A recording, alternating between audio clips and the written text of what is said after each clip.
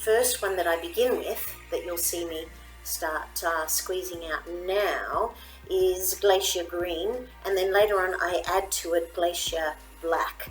And you'll find that as soon as I start mixing that paint and dripping it onto the page that I'm doing now, it starts to split out. It not only granulates, but it splits into separate colours. It is incredibly satisfying to paint with. Later, to this beautiful blue-green and black-green, I add some pink, and I'll talk about that one when I come to it. So I just begin by, as you could see, completely and utterly saturating the page, and I saturate it front and back, and that's why you could see a minute ago that I tip water onto the page, so that I'm ensuring there is masses of water on the page. And the first half of the painting is all painted with Glacier Green, and just enjoying watching the paint splatter. And I'm doing a close-up there yet on the left-hand side of how the paint spreads as it goes onto that work surface. So this is Glacier Black that I'm introducing into the mix. I'm squeezing it out there on a little soy sauce dish, and it had a little bit of dried pink in there, and it doesn't matter because I knew that that black was going to completely dominate the pink, so it barely had any, the pink barely had any impact. And also I added pink later on, so it didn't matter at all. I'm coming in now with really big patches of darks. I'm aiming to create dandelions and buttercups, and I've started with no drawing whatsoever, just creating big large shapes over those spattered marks. And the spattered marks I wanted to represent as being some background foliage. At the moment in my garden I've got some really tall cosmos growing, and I was thinking of those as I was splattering those tall marks off the page. But at the moment I'm putting in a series of really large dark sections. A little bit of negative painting is what I was going for there. So I'm zooming in on the left hand side of my palette, because I love to paint straight from that Quilla palette. I'll put a link below to my video about when I first set that Quilla palette up, because it's the best palette that I've ever owned. But it also is, because it's got a limited number of wells, I start using little soy sauce dishes for colours that don't permanently sit on my colour, on this particular palette. Splattering in with the green over that beautiful Glacier Green, and really the green has split up into that beautiful turquoise.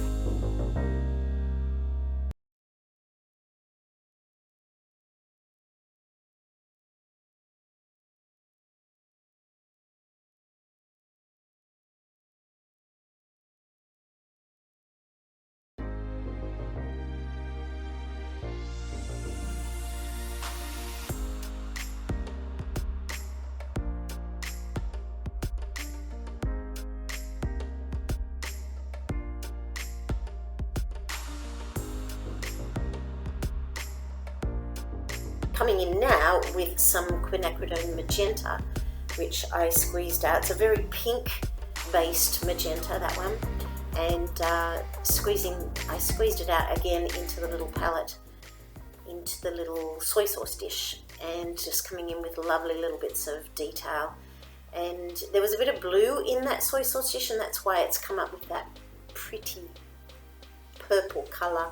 There's a bit of the blue turquoise mixing with my pink. I don't mind colours mixing. I generally work with a limited palette, so it's never a problem, I find, if I'm mixing pure colour with pure colour. And I'm so in love with purples that purple is often the combination that I end up with. I am loving at the moment what the Glacier Black is creating in terms of just beautiful greys. The paper was so wet that the blacks have dissipated, and the strength of the black has lessened a little bit. I'm going around and doing a little bit of negative painting all around the tops of the dandelions, and now I'm coming in with this purpley pink and creating the beginnings of the buttercup shapes. So I'm putting in what will eventually be the front petals of the buttercups. You can see me putting in the tops of the petal shapes there, and they are kind of this shape that's a little bit like a bowl. So I've created like a flat edge and two sides to kind of represent like a bowl shape, and it's just a way to start in creating, and then I can come in with more darks and more shapes, and if I want to. So on the right hand side I'm starting on the second buttercup, and again I start with a bowl kind of shape and then come in with some details.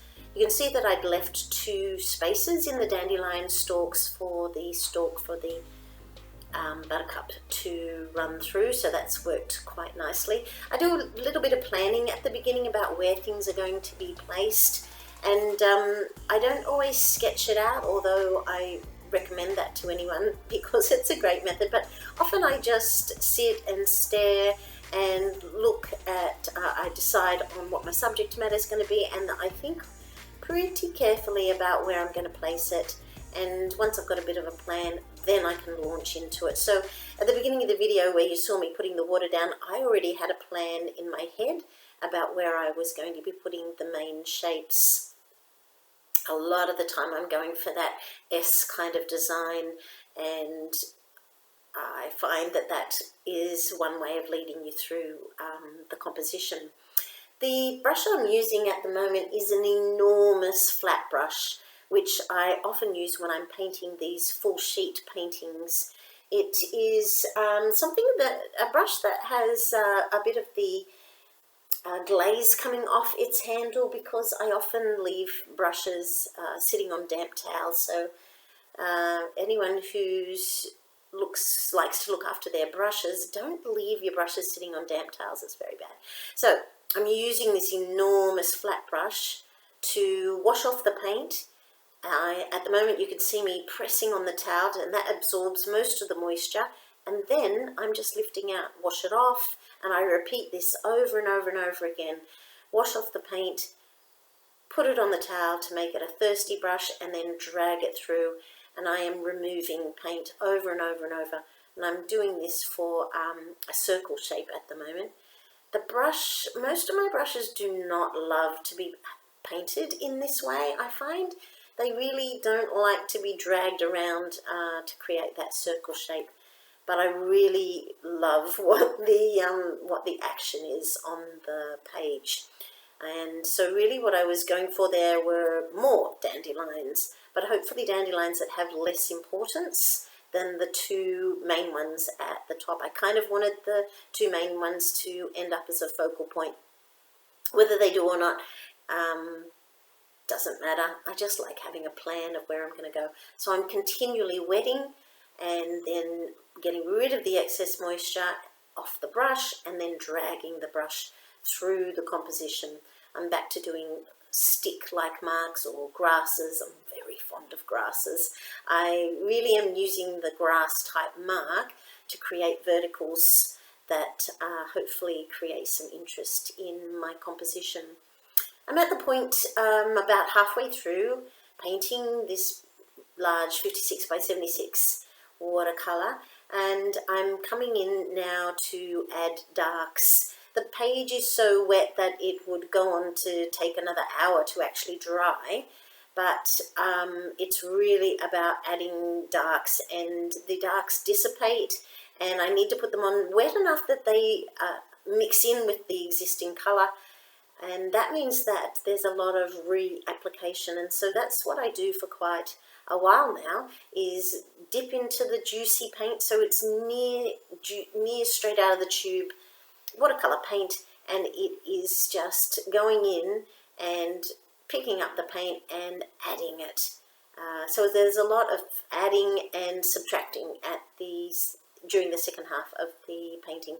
Coming in with that beautiful blue, that is cerulean blue chromium, and it is a Daniel Smith colour that re-wets absolutely brilliantly. In fact, I'd go so far to say that in that recipe for that Daniel Smith colour, that there is so much glycerin, and I'm totally guessing because you can never see the actual ingredients or ratio of ingredients on any watercolours I've ever bought. They never really tell you their actual ratio of ingredients, but that chromium blue, that Daniel Smith chromium blue, just kind of remains permanently wet, which means that I often reuse it and use it again and again because it's just sitting in this semi-liquid state in my palette ready to be used. If you look at my palette at the moment, you could see it on the left there.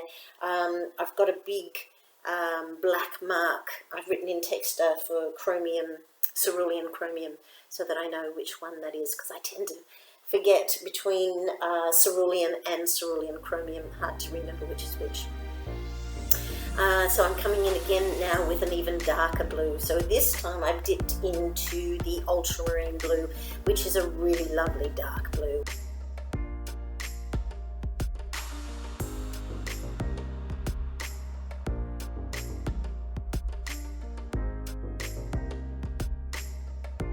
But the page is so wet that you can see that water kind of sits there, and it takes a good 5 minutes before the splatter makes any sort of impact. Just reapplying my darks now, and I do this over and over and over, reapply. You can see it's super shiny where I splattered the watery bits, and about a minute ago I started in with a little bit of the gold, but it's just too subtle to see at the moment. A little bit of negative painting. Well, I was attempting negative painting. I don't think it looked exactly like it at the end, but I was just wanting to add in darks and more darks. This is ultramarine blue, French ultramarine blue, which of course French ultramarine is more light fast. I was trying to remember the word. It's more light fast than just ultramarine blue. So I tend to love to use French ultramarine blue on any painting that I'm intending to sell. I always need to be using the light fast, the most high quality paints, the most high quality paper, paint, for any painting that I'm intending to sell.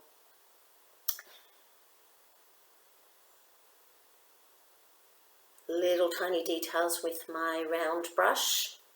The round brush that I'm using for these details is an Art District size 8 round brush.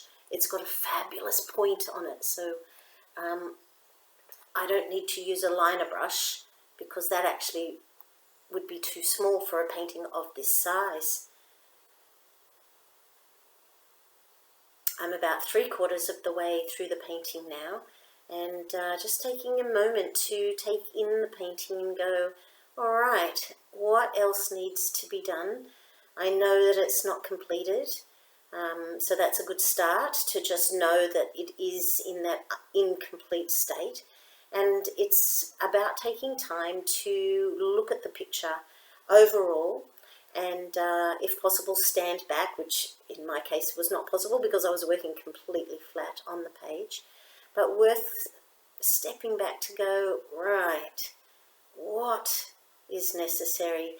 And you can see me lift up my big flat brush there, and I decide that I'm going to lift off some more detail.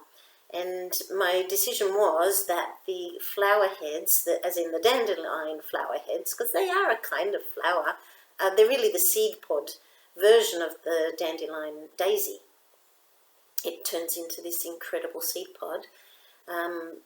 And so I decide that I'm going to add more detail, and technically not add, technically I'm removing. So again, I wash the brush, dry off the brush, turn it into a thirsty brush, and my goal here is to create more little wispy bits all around the dandelion heads. You can also see that I completely and utterly ignore the real colours of a dandelion. I ignore the real colours of a buttercup. When I'm painting in this fluid way, I choose colours that I believe will look great together. I nearly always use a limited palette.